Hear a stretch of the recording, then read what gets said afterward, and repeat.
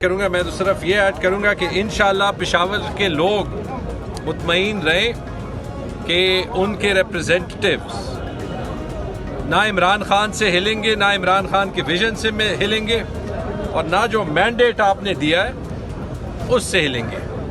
और चाहे वो आरओज हैं, चाहे वो डीसी आफाक वज़ीर है, या इवन अगर चीफ सेक्रेटरी या आईजी साहब हैं या सीसीपीओ हैं या जो एसएसपी अभी यहाँ से ट्रांसफ़र हो गए हैं, मैं तो सिर्फ उनको रिक्वेस्ट कर दूंगा कि जो आपने गलत किया है मान लें। बाद में कीमत अदा करने की ज़्यादा होगी क्योंकि सबूत हर जगह छोड़ा है, हमने हर सीट का सबूत जो है वो देखा है। कामरान के हलके में 90 में से 56 फॉर्म्स जो हैं उनका क्या किया है, रिजल्ट फ्लिप किया है। कामरान के वोट तारिक अवान को डालें, तारिक अवान के वोट कामरान को डालें, तो ये तो आराम से पता चल जाएगा क्योंकि इनके पास साइंड फॉर्म्स हैं जो इनको पुलिस स्टेशन ने दिए। अली ज़मान के हलके में तकरीबन मेरे ख्याल में सारे पोलिंग स्टेशन पे इनके वोट जिनको जितवाया है उनको डालें, उनके वोट इनको डालें, तो 21 को 5000 कर दिया, 5000 को 21,000 कर दिया। अरबाब जान दाद साहब मेरे साथ बैठे हैं, ये मुझे अपने इलेक्शन रिजल्ट्स दिखा रहे थे। इनके 100 में से मेरे ख्याल में कोई 25 पोलिंग स्टेशन पे 90% से ज़्यादा टर्न आउट है, 90% से ज़्यादा। कौमी असेंबली में नहीं है, इनकी सीट पे सिर्फ है। और कोई 10 स्टेशन ऐसे हैं जहाँ पे 100% से ज़्यादा टर्न आउट है, और कुछ पे 124%, एक पे 126%, एक पे 153% मैंने टर्न आउट देखा है। तो ये कैसे, ये अदालत में आप कैसे ये साबित करेंगे? तो मेरे ख्याल में बेहतर ये, मेरी सीट पे आप सब ने देखा है, जेल से निकालने के लिए हमें डंडे उठाने चाहिए, बंदूक उठाना चाहिए, और क्या तरीका है? चीख गए, हम अदालतों में गए, रोडों पे गए, नारे किए, जलसे किए, जुलूस किए, और हर जुलूस पे इन्होंने हमें मारा, पर्चे किए, जेलों में डाला। गुजारिश ये है कि एक पाकिस्तान आतिफ पेशाब बना हुआ है, ये याद रखें। ये सब कुछ हम भुगत गए, सारी बदमाशियां देख ली है।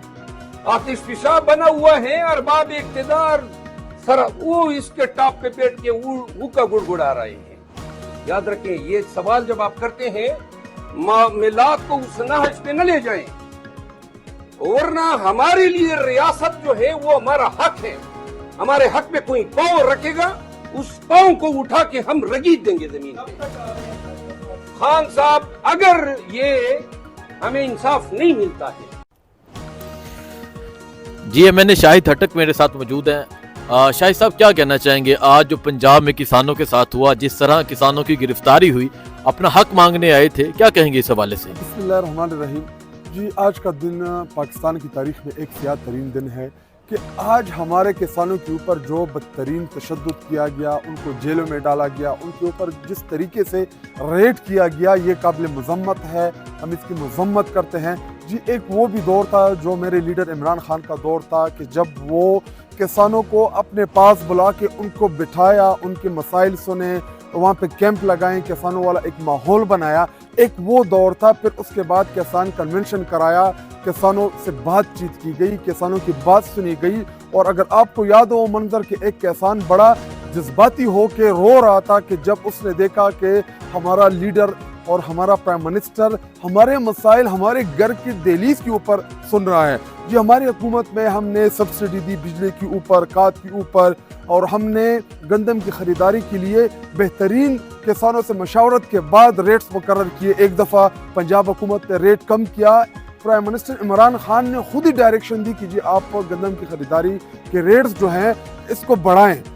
और बदकिस्मती से आज की गवर्नमेंट जो कर रही है, जो किसानों के साथ जुल्म कर रही है, अगर इन्होंने सस्ते गंदम खरीदना ही है या किसानों से इन्होंने सस्ता गंदम लेना ही है, तो पहले बिजली के ऊपर उनको सब्सिडी दें, खाद के ऊपर उनको सब्सिडी दें, उनके रोज़मर्रा के जो अखराजात हैं उनके ऊपर आप सब्सिडी दें। जी देखिए, तहरीक इंसाफ की हुकूमत में इमरान खान ने एग्रीकल्चर इमरजेंसी प्रोग्राम का आगाज किया, जिसके तहत 150 अरब रुपए हमने एग्रीकल्चर की बेहतरी के लिए लगाने थे, जो पीएचडीपी का प्रोजेक्ट था। इसी तरह खैबर पख्तूनख्वा में तकरीबन 100-150 अरब रुपए के मंसूबे वहाँ पे उन एग्रीकल्चर मंसूबों का आगाज किया।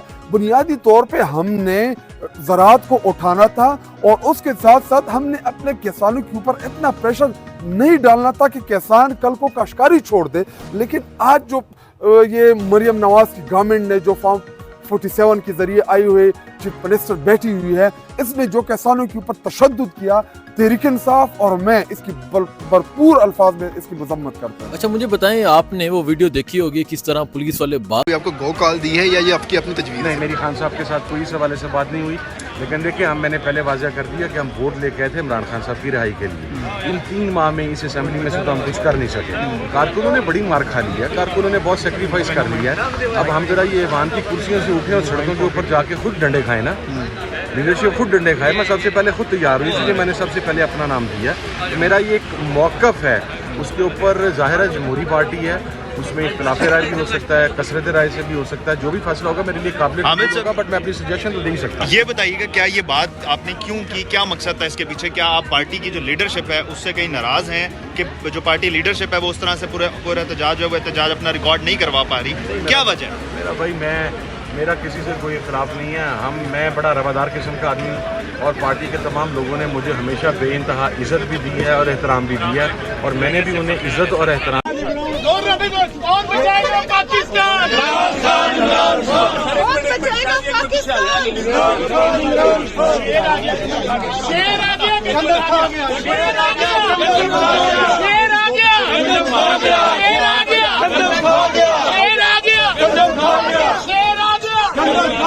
सानू खामोशी कतल, सानू खामोशी कतल, सानू खामोशी कतल।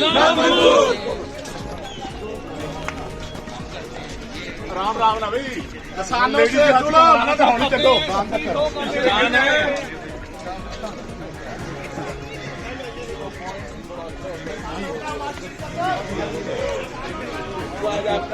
दोस्तों से मिल के बड़ी खुशी हुई है, और जिस तरह से उन्होंने ये एक इस वक्त एक ऑर्डियल है जिससे हम सारे गुजर रहे हैं, तो अल्लाह सब के ऊपर आसानियाँ करे और अल्लाह करे कि हम एक नॉर्मल सिचुएशन की तरफ बढ़ें, नॉर्मल मुल्क जो है वो हम बने जल्द अज जल्द, और तलखियाँ जो हैं वो कम हों। और ये जो सारे लोग हैं, आप देखें सारे पाकिस्तानी हैं, सारे लोग जो हैं इनका एहतराम है पाकिस्तान के लिए, पाकिस्तान की फ़ौज के लिए, तमाम जो ये यहाँ पे लोग आए हुए हैं ये पाकिस्तानी हैं।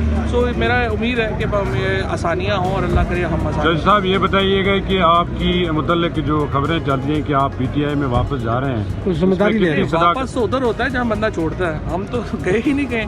वो बाकी ये है कि एक्टिव आपके सामने हालात हैं। हम तो एक और ये जो सारे लोग यहाँ पे अभी खड़े हैं ना, ये 9 मई के सारे जो हमारे ये लोग हैं जो जिनको इन केसेस में डाला गया है, हमारी अभी कहानी तो आई नहीं ना।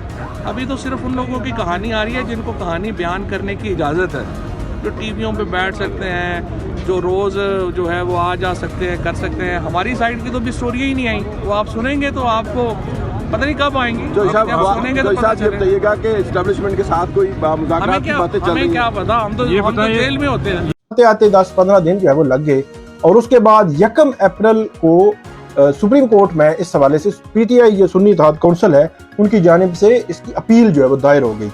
अच्छा, अपील जब दायर हुई सुप्रीम कोर्ट में तो 1 अप्रैल से लेकर आज तक वो अपील जो है वो फिक्स नहीं हुई। अब नेक्स्ट वीक की जो रोस्टर है वो आ चुका है, उस रोस्टर में उस अपील का जिक्र मौजूद नहीं है। हमारे जरा ये भी बताते हैं कि कहा गया था कि आपकी जो अपील है वो लग जाएगी नेक्स्ट वीक में, लेकिन नहीं लगी, रोस्टर में नहीं आया। अब इसके कॉन्सिक्वेंसेस क्या हैं? बल्ले के निशान के कॉन्सिक्वेंसेस ये थे कि अगर वो निशान होता तो डेफिनेटली जो वोटर है उनको लेवल प्लेइंग इस फील्ड इस लिहाज से मिलते कि उनको वो एफर्ट ना करनी पड़ती कि फलां जो है वो उम्मीदवार का फलां जो है वो सिंबल है और फलां उम्मीदवार का फलां सिंबल है। 50 तो सिंबल थे, तो वो एक ही निशान होता तो एक निशान में पार्टी लेवल प्लेइंग फील्ड उनको आसानी से मिल जाती। लेकिन उनको एक संगीन सूरत हाल का सामना हुआ। सुप्रीम कोर्ट ने 2 दिनों में जब हर चीज जो है वो निपटा दी, लेकिन उस वक्त भी संगीनी थी, उस मामले में भी, मतलब वो एक जमात के खिलाफ या उसके हक में, दोनों सूरतों में एक संगीनी तो थी। मखसूस नशिस्तें जो है इसका फैसला ना होना दोनों मामलों में संगीनी है। वो किस तरह कि जो हुकूमत है, जो हुक्मरान इत्तेहाद है, वो 2/3 मेजॉरिटी लिए बैठा है। 2/3 अक्सरियत से आप कोई भी आईनी तरमीम कर सकते हैं। आईनी तरमीम जो है वो एक बहुत बड़ा स्टेप होता है। तो इस मामले में अगर मखसूस नशिस्तें हुक्मरान इत्तेहाद के पास रहती हैं तब भी, अगर नहीं रहती तब भी इसके असरात हैं, बड़े संगीन असरात हैं। सुप्रीम कोर्ट इस मामले को क्यों नहीं समझ रही? जब बल्ले के निशान के केस का फैसला आपने कर दिया कि उसकी संगीनी है, जल्दी जल्दी करें, 2 दिनों में आपने निपटा दिया, तो यहाँ 28 दिन हो गए आपने फिक्स ही नहीं किया। अब मतलब फिक्स होगा और सुना जाएगा फिर फैसला होगा, लेकिन आपने फिक्स ही नहीं किया। ये हैरान कौन है? बेशक उनकी दरखास्त मुस्तरद हो जाए, लेकिन फिक्सेशन होना आपने इक्वली देखना है ना। 2 चीजें आपके पास आई हैं 3-4 माह में, आप 2 नजरों से देख रहे हैं कि और संगीनी दोनों की एक जैसी है। तो इसलिए 2/3 मेजॉरिटी जो है उस हवाले से फिर सवालात भी आ रहे हैं। हुकूमत कोई लेजिस्लेशन कर रही है, हुकूमत पता नहीं कौन सी कानून साजी कर रही है, तरह तरह की चीजें आ रही हैं। कोई जो है वो जुडिशल रिफॉर्म्स का कोई पैकेज आ रहा है, पता नहीं क्या क्या। तो ये सारी